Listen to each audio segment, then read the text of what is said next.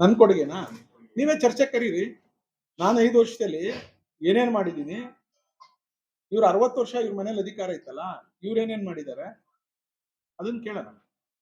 ನಾನು ರೆಡಿ ಇದ್ದೀನಿ. ನಾನು ಕೇವಲ 5 ವರ್ಷದಲ್ಲಿ ಏನೇನು ಶಾಶ್ವತವಾದ ಯೋಜನೆ ನಾನು ನನ್ನ ಕ್ಷೇತ್ರಕ್ಕೆ ತಂದು ಕೊಟ್ಟಿದ್ದೀನಿ.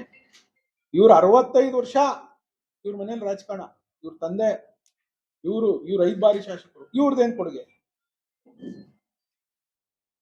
ಸುಮ್ನೆ ನಾನು ಇದು ಮಾಡಿದ್ದೀನಿ ಅದು ಮಾಡಿದ್ದೀನಿ ಅಂತ ಇಲ್ಲಿ ಹೇಳಕ್ ಬದಲು ಅವ್ರನ್ನ ಎದುರುಗಡೆನೆ ಕುಂಡಿಸ್ಕೊಂಡು ಅವ್ರದ್ದೇನೈತೆ ಹೇಳಿ, ಅಥವಾ ನಂದು 5 ವರ್ಷದ ನಾನೇನೋ ಹೇಳ್ಬಿಡ್ತೀನಿ. ಅವ್ರ ಮನೇಲಿ ಅಧಿಕಾರ ಮಾಡಿಕೊಂಡವ್ರಲ್ಲ, ಎಲ್ಲಾ ಅಧಿಕಾರ ಅವ್ರ ಮನೇಲೆ ಇದೆಯಲ್ಲ ಇವತ್ತು. ಅವ್ರದ್ದೇನೇನ್ ಮಾಡವ್ರು, ಅವ್ರೇನೇನ್ ಕೊಡುಗೆ, ಎಲ್ಲಿ ನೀರಾವರಿ ಎಷ್ಟು ಹೋರಾಟ ಮಾಡಿದ್ರು, ಯಾವ ನೀರಾವರಿ ಹೋರಾಟ ಮಾಡಿದ್ರು, ಯಾವತ್ ಪಾದಯಾತ್ರೆ ಮಾಡಿದ್ರು. ಇವತ್ತೇನು ನಮ್ಮ ನೀರು ನಮ್ಮ ಹಕ್ಕು ಅಂತ ಒಂದು ಟಿ ಶರ್ಟ್ ಹಾಕೊಂಡು ಜಾಗಿಂಗ್ ಮಾಡ್ಬಿಟ್ರೆ ಆಗ್ಬಿಡಲ್ಲ. ನೀರ್ ತಂದ್ ಮಕ್ಳು ನಾವ್ ಇದ್ದೀವಿ. ಕುಮಾರಸ್ವಾಮಿ ಅವ್ರನ್ನ, ನಮ್ಮ ಮಾಗಡಿ ಜನ, ನಮ್ಮ ಜಿಲ್ಲೆ ಜನ, ದೇವೇಗೌಡ್ರನ್ನ ಅವ್ರು ಉಸಿರಿರೋವರ್ಗುನು, ರೈತರು ಉಸಿರಿರೋವರ್ಗುನು ನೆನೆಸ್ತಾರೆ ಯಾರು ಈ ಜಿಲ್ಲೆಗೆ ಏನೇನ್ ಕೊಡುಗೆ ಕೊಟ್ರು ಅಂತ. ಸುಮ್ನೆ ಉಡಾಫೆಗೆ ನೆನ್ನೆಲ್ಲ ಅಸೆಂಬ್ಲಿಲಿ ಮಾತಾಡಿದ್ರಲ್ಲ, ಅಲ್ಲೆಲ್ಲ ತಹಶೀಲ್ದಾರ್ಗೆ ಚಪ್ಲಿಲ್ ಹೊಡಿತೀನಿ, ಚಪ್ಲಿಲ್ ಹೊಡಿಸ್ತೀನಿ ಅಂದ್ರಲ್ಲ, ಅಲ್ಲಾರೋ ಪಾಪ ಪುಣ್ಯಾತ್ಮ ಹೇಳಿದ್ದನ್ನಲ್ಲ, ಎಲ್ಲಿ ಶಿಡ್ಲಘಟ್ಟದಲ್ಲಿ ಮೊನ್ನೆ ಒಂದು ಆರ್ಟಿಕಲ್ ಬಂದೈತೆ ಪ್ರಜಾವಾಣಿಲಿ, ಸಂಪಾದಕೀಯದಲ್ಲಿ ಬರ್ತಿದ್ದಾರೆ, ತಾವೆಲ್ಲ ಯಾರನ್ನ ಓದಿದ್ರೇನೋ, ಉಗಿದು ಬರ್ತಿದ್ದಾರೆ ಇಂಥವ್ರನ್ನ ಅಂತ. ಇವತ್ತು ತಹಶೀಲ್ದಾರ್ ಅದೇ ಕೊರಗಲ್ಲಿ ಹಾರ್ಟ್ ಅಟ್ಯಾಕ್ ಆಗಿ ಹಾಸ್ಪಿಟಲ್ ಮಲಗಿದ್ದಾರೆ. ನಮ್ಮ ಮಾಗಡಿ ತಹಶೀಲ್ದಾರ್ಗೆ ಮೊನ್ನೆ ಯಾವ್ದೋ ಕೆಲಸ ಮಾಡು ಅಂತ ಹೇಳಿ ಮನೇಲಿ ಕರೆದು ಆವಾಜ್ ಹಾಕಿದ್ಕೆ ಆತನಿಗೆ ಹಾರ್ಟ್ ಅಟ್ಯಾಕ್ ಆಗಿ ಇವತ್ತು ಹಾಸ್ಪಿಟಲ್ ಅಲ್ಲಿ ಸ್ಟೆಂಟ್ ಹಾಕ್ಸ್ಕೊಂಡು ಮಲಗಿದ್ದಾರೆ. ಇಂಥವ್ರ ಅಟ್ಲೀಸ್ಟ್ ಒಬ್ಬ ಗ್ರಾಮ ಪಂಚಾಯತಿ ಸದಸ್ಯನಿಗೂ ಕೂಡ ಒಂದು ವಿವೇಚನೆ ಇರುತ್ತೆ, ಒಂದು ವಿವೇಕ ಇರುತ್ತೆ. ನಾನು ಹೆಂಗ್ ಮಾತಾಡ್ಬೇಕು, ಯಾರ ಹತ್ರ ಮಾತಾಡ್ಬೇಕು. ಆ ಗ್ರಾಮ ಪಂಚಾಯತಿ ಸದಸ್ಯನ್ಗಿಂತ ಇವರು ನಾಲಾಯಕ್ ಶಾಸಕರು. ನೆನ್ನೆ ಆ ಭಾರತಿ ಶೆಟ್ಟಿ ಅವ್ರನ್ನ, ಒಬ್ಬ ಹೆಣ್ಮಗಳು, ಅವರು ಶಾಸಕರು, ಯಾವ ರೀತಿ ಮಾತಾಡೋರು ನೀವೆಲ್ಲ ತೋರಿಸಿದ್ರಲ್ಲ, ಇವ್ರ ಬಾಯಲ್ಲಿ ಬರೋ ಪದಗಳು. ಯಾರಾದ್ರೂ ಒಬ್ಬ ಜನಪ್ರತಿನಿಧಿಗೆ, ಯಾರಾದ್ರೂ ಒಬ್ಬ ಗೌರವವಾದಂತ ಹುದ್ದೆಯಲ್ಲಿ ಇರ್ತಕ್ಕಂಥ ಅಧಿಕಾರಿಗಳಿಗೆ, ಆಯ್ತು ರೀ ನೀವು ಕೆಲಸ ಮಾಡಿಸ್ಬೇಕು ಅಂತ ಕೆಲಸ ಮಾಡ್ಸಕ್ಕೆ 100 ದಾರಿಗಳಿದ್ದಾವೆ, ಹಂಗಂತ ಹೇಳ್ಬಿಟ್ಟು ನೀನ್ ಚಪ್ಲಿಲ್ ಓಡಿಸ್ತೀನಿ, ನಾನ್ ಚಪ್ಲಿಲ್ ಹೊಡಿತೀನಿ, ನೀನ್ ಬಟ್ಟೆ ಬಿಚ್ತೀನಿ, ಇವೆಲ್ಲ ಪದಗಳು ಅವ್ರ ಹತ್ರ ಇದ್ದಾವೆ. ನೀನ್ ಬಟ್ಟೆ ಬಿಚ್ಚಿಸ್ತೀನಿ ಅಂತ ಕಾಕಿಯವ್ರನ್ನ ಎದುರಿಸೋದು, ನೀನ್ ಮನೆ ಕಳಿಸ್ತೀನಿ ಅನ್ನೋದು, ಯಾರಾದ್ರೂ ತಡವಾಗಿ ಅಧಿಕಾರಿ ಬಂದ್ರೆ ಯಾರ ಹಾಕ್ಬಿಟ್ಟು ಸನ್ಮಾನ ಮಾಡ್ರಪ್ಪ ಅನ್ನೋದು ವ್ಯಂಗ್ಯವಾಗಿ. ಇದ ಒಬ್ಬ ಶಾಸಕ ಮಾಡೋ ಕೆಲಸ? ಮಾಡ್ಲಿ, ನೋಡೋಣ ಏನೇನ್ ಮಾಡ್ತಾರೆ. ಕುಮಾರಸ್ವಾಮಿ ಅವರು ರಾಜ್ಯ ರಾಜಕಾರಣಕ್ಕೆ ಬರ್ತಾರೆ.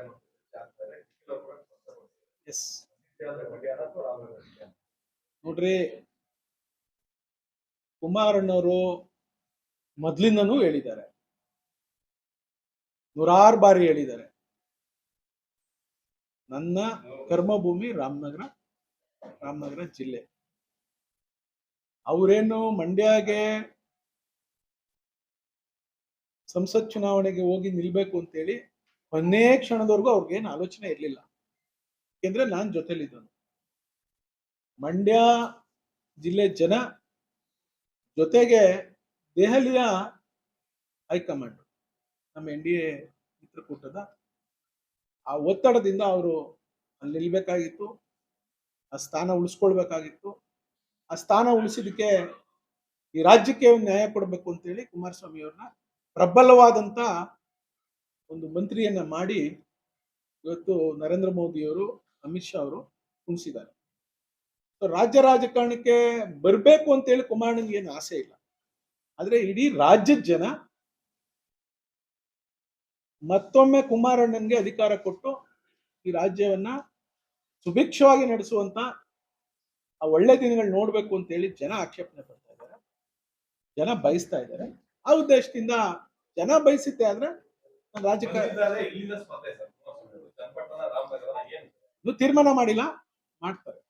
ನಮ್ಮ ಜಿಲ್ಲೆನ ಯಾವತ್ತೂ ಕೂಡ ನಮ್ಮ ಜಿಲ್ಲೆಯ ಕಾರ್ಯಕರ್ತರು, ನಮ್ಮ ಜಿಲ್ಲೆಯ ಮತದಾರರು, ನಮ್ಮ ಜಿಲ್ಲೆಯ ಮುಖಂಡರುಗಳು ಯಾವತ್ತೂ ಕೂಡ ಕುಮಾರಣ್ಣನ ಕೈ ಬಿಟ್ಟಿಲ್ಲ.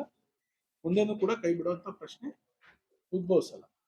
ರಾಜ್ಯ ರಾಜಕಾರಣದಲ್ಲಿ ಎನ್ಡಿಎ ಮುಖ್ಯಮಂತ್ರಿ ಅಭ್ಯರ್ಥಿ ಕುಮಾರಸ್ವಾಮಿ ಅವರ ಕುಮಾರಸ್ವಾಮಿ ಅವರು ಮುಖ್ಯಮಂತ್ರಿ ಅಭ್ಯರ್ಥಿಗಳು, ಇನ್ನೊಬ್ರು ಮುಖ್ಯಮಂತ್ರಿ ಅಭ್ಯರ್ಥಿಗಳು ಅಂತ ಎಲ್ಲಿ ಯಾರನ್ನು ಘೋಷಣೆ ಮಾಡಕ್ಕೆ ಸಾಧ್ಯ ಇಲ್ಲ. ಚುನಾವಣೆ ನಮ್ಮ ಪಕ್ಷದ ನೇತೃತ್ವವನ್ನ ಕುಮಾರಸ್ವಾಮಿ ಅವರು ವಹಿಸಬೇಕು. ನಿಖಿಲ್ ಕುಮಾರಸ್ವಾಮಿ ಅವರು ಇಡೀ ರಾಜ್ಯ ಸುತ್ತಬೇಕು. ನಮ್ಮ ಪಕ್ಷದ MLA ಒಂದು ದೃಢವಾದಂತ ಶಕ್ತಿಯನ್ನು ಕೊಟ್ಟು ಗೆಲ್ಲಿಸಬೇಕು ಅನ್ನೋದು ಇವತ್ತು ನಮ್ಮ ಪಕ್ಷದ ಜವಾಬ್ದಾರಿ ಸ್ಥಾನ ಹೊತ್ತಿರೋರ್ಗಿದೆ. ಅದನ್ನ ಮಾಡ್ತಾರೆ. ಇದೇ ವಿಚಾರವಾಗಿ ಕುಮಾರಸ್ವಾಮಿ ರಾಜ್ಯ ರಾಜಕಾರಣ ಗೊತ್ತಿರೋ ವಿಚಾರವಾಗಿ ಬಫೂನ್ ಮಾಡ್ಕೊಂಡ್ಬಿಟ್ಟಿದ್ದಾರೆ ಅಂತ ಹೋಗ್ತಾರೆ, ರಾಜೀನಾಮೆ ಕೊಡ್ತಾರೆ, ಮಂಡ್ಯ ಹೋಗ್ತಾರೆ, ಮತ್ತೆ ಈಗ ರಾಮನಗರಕ್ಕೆ ರಾಜ್ಯ ರಾಜಕಾರಣ ಬರ್ತಾ ಇದೆ. ಇದೇ ವಿಚಾರ ಬಾಲಕೃಷ್ಣನ್ಗೋಸ್ಕರನೋ ಅಥವಾ ಆ ಪ್ರದೀಪ್ ಈಶ್ವರನ್ಗೋಸ್ಕರನೋ ಅಥವಾ ಮೈಸೂರಲ್ಲಿ ಒಬ್ಬ ಕೂಗ್ಮಾರ್ ಇದಾನಲ್ಲ, ಯಾರೋ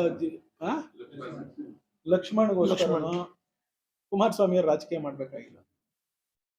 ಇವರೆಲ್ಲ ಹೇಳ್ತಾರಲ್ಲ, ಅಲ್ಲೇನೋ ಮೋದಿಯವರು ಅಲ್ಲೇನೋ ಕೆಲಸ ಇಲ್ಲ, ಇಲ್ಲಿ ಬರ್ತಾರೆ ಅಂತ.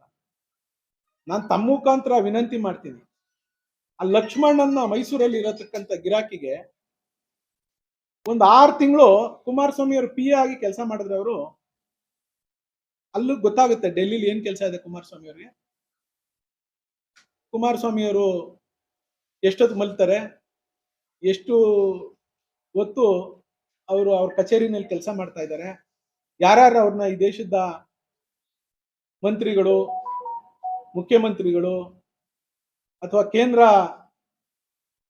ಮಂತ್ರಿಗಳು, MP ಗಳು, ರಾಜ್ಯಸಭಾ MP ಗಳು ಭೇಟಿ ಮಾಡ್ತಾರೆ, ಏನೇನ್ ಕೆಲಸ ತಗೊಂಡು ಹೋಗ್ತಾ ಇದ್ದಾರೆ, ಕುಮಾರಣ್ಣನ ಕೈಲಿ ಎಷ್ಟು ಬಂಡವಾಳ ಇದೆ, ಎಷ್ಟು ಶಕ್ತಿ ಇದೆ ಅಂತ ಪಾಪ ಒಂದು 6 ತಿಂಗಳು ಇವ್ರು ಅವ್ರ ಜೊತೆ ಹೋಗಿ PA ಕೆಲಸ ಮಾಡಿದ್ರೆ, ನಾನೇ ಬೇಕಾದ್ರೆ ಕುಮಾರಸ್ವಾಮಿ ಅವ್ರಿಗೆ ಹೇಳ್ಬಿಟ್ಟು, ಕುಮಾರಣ್ಣ ಇವ್ರನ್ನ ಒಂಚೂರು ಒಂದು 6 ತಿಂಗಳು ನಿಮ್ ಜೊತೆಲಿ ಇಟ್ಕೊಂಡು ಸಂಬಳ ಕೊಟ್ಬಿಟ್ಟು PA ಕೆಲಸ ಮಾಡಿಸಿ, ಇವ್ರಿಗೆ ಗೊತ್ತಾಗ್ಲಿ. ಆಮೇಲೆ ಬಂದು ಇಲ್ಲಿ ಮುಖ್ಯಮಂತ್ರಿಗಳಿಗೆ, ಉಪ ಮುಖ್ಯಮಂತ್ರಿಗಳಿಗೆ, ಆ ಪಕ್ಷದವ್ರಿಗೆಲ್ಲ ಇಲ್ಲ ಕುಮಾರಸ್ವಾಮಿ ಅವರು ಅಲ್ಲಿ ಏನ್ ಮಾಡ್ತಾರೆ ಅಂತ ಸ್ವಲ್ಪ ಸವಿಸ್ತರಕ್ಕೆ ತಿಳಿಸ್ದಂಗ ಆಗುತ್ತೆ.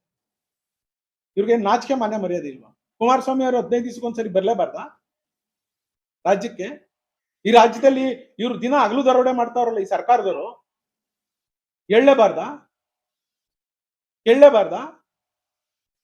ಬಾಲಕೃಷ್ಣ ಏನಾದ್ರೂ ಲೂಟ್ಕೊಳ್ಳಿ, ಎಷ್ಟು ಸರ್ಕಾರಿ ಜಮೀನಾದ್ರೂ ಲೂಟ್ ಬಿಟ್ಟು ಅವ್ನ ಹೆಂಡತಿ ಹೆಸರು ಬರ್ಸ್ಕೊಳ್ಳಿ, ಕೇಳ್ಬಾರ್ದು. ಇವ್ರೇನೇ ಹಗರಣಗಳು ಮಾಡ್ಲಿ, ಕೇಳ್ಬಾರ್ದು. ಬೆಂಗಳೂರಿನಲ್ಲಿ ಕಸ ಎತ್ತಕ್ಕಿಲ್ಲ ಜನ.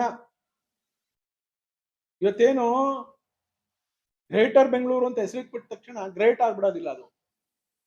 ಬೆಂಗಳೂರಿನಲ್ಲಿ ಕಸ ಎತ್ತೋ ಜನ ಇಲ್ಲ ಸ್ವಾಮಿ. ಗುಂಡಿ ಬಿಚ್ಚಕ್ಕೆ ಟೈಮ್ ಮುಗ್ದೋಯ್ತು. ಎಲ್ಲಂದ್ರಲ್ಲಿ ಒಂದೊಂದು ವಾರ್ಡಲ್ಲಿ ನನ್ನ ಸ್ನೇಹಿತರು ಹೇಳ್ತಾರೆ, ಒಂದೊಂದು ವಾರ್ಡಲ್ಲಿ 15 ಜನ 16 ಜನ ಸ್ವೀಪರ್ಗಳು ಇರ್ತಿದ್ರು, 4 ಜನ ಅವ್ರಂತೀಗ ಸಂಬಳ ಕೊಡಕ್ಕಾಗದೆ ಅವ್ರನ್ನೆಲ್ಲ ಗುತ್ತಿಗೆ ಮೇಲೆ ತಗೊಂಡಿದ್ದವ್ರನ್ನೆಲ್ಲ ತೆಗ್ದ್ಬಿಟ್ಟಿದ್ದಾರೆ. ಏನು ಹೋರಾಟ ಮಾಡ್ತಾರೆ ಕುಮಾರಸ್ವಾಮಿ ಅವ್ರ ಬಗ್ಗೆ? ಅದೇನೋ ಪಾಪ ನಮ್ಮ ಮಾಜಿ ಸಂಸತ್ ಸದಸ್ಯರು, ನಮ್ಮ ಸ್ನೇಹಿತರು ಹೇಳ್ತಿದ್ರು, ಚಪಲ ಚೆನ್ನಿಗರಾಯ. ಏನ್ ಚಪಲ ಇದೆ ಅವ್ರಿಗೆ?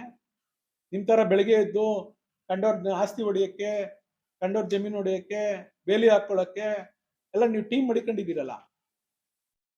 ನೈಸ್ ರೋಡಲ್ಲಿ ಎಷ್ಟೆಷ್ಟು ಆಸ್ತಿ ಬರ್ಸ್ಬೇಕು, ಯಾವ ರೋಡಲ್ಲಿ ಎಷ್ಟೆಷ್ಟು ಆಸ್ತಿ ಬರ್ಸ್ಬೇಕು ಅಂತ ಆತರ ಏನ ಮಾಡ್ತಾವ್ರ ಕುಮಾರಸ್ವಾಮಿ ಅವರು? ಬೆಂಗಳೂರು ಬಂದು ಡೆಲ್ಲಿಯಿಂದ ಕುಮಾರಸ್ವಾಮಿ ಅವ್ರಿಗೆ ಡೆಲ್ಲಿಲಿ ಇದ್ದ ತಕ್ಷಣನು ಇಲ್ಲಿ ಬಿಡುವಿಲ್ಲದ ಕಾರ್ಯಕ್ರಮ. 3 ದಿವಸ, ನಿನ್ನೆ 3 ದಿವಸದಿಂದ ಮನೇಲಿ ಅವ್ರೆ ಬೆಂಗಳೂರಿನಲ್ಲಿ. 3 ದಿವಸದಿಂದನು ಅವ್ರ ಮನೆ ಮುಂದೆಗಡೆ 1000, 1500, 2000 ಜನ ಇರ್ತಾರೆ. ಎಲ್ಲೆಲ್ಲಿಂದನೋ ಬರ್ತಾರೆ, ಇಡೀ ರಾಜ್ಯದ ಮೂಲೆ ಮೂಲೆಯಿಂದ ಬರ್ತಾರೆ. ಏನಕ್ಕೆ ಬರ್ತಾರೆ? ಅವ್ರ ಹತ್ರ ಹೋದ್ರೆ ಏನೋ ಒಂದಷ್ಟು ಕೆಲಸ ಆಗುತ್ತೆ, ಸಹಾಯ ಆಗುತ್ತೆ, ಏನ್ ಬದುಕು ಕಟ್ಕೊಡ್ತಾರೆ ಅನ್ನೋ ಉದ್ದೇಶಕ್ಕೋಸ್ಕರ ಬರ್ತಾರೆ. ಅವ್ರಿಗಿರೋದು ಆ ಚಪ್ಲ, ಬೇರೆ ಏನು ಚಪ್ಲ ಅಲ್ಲ.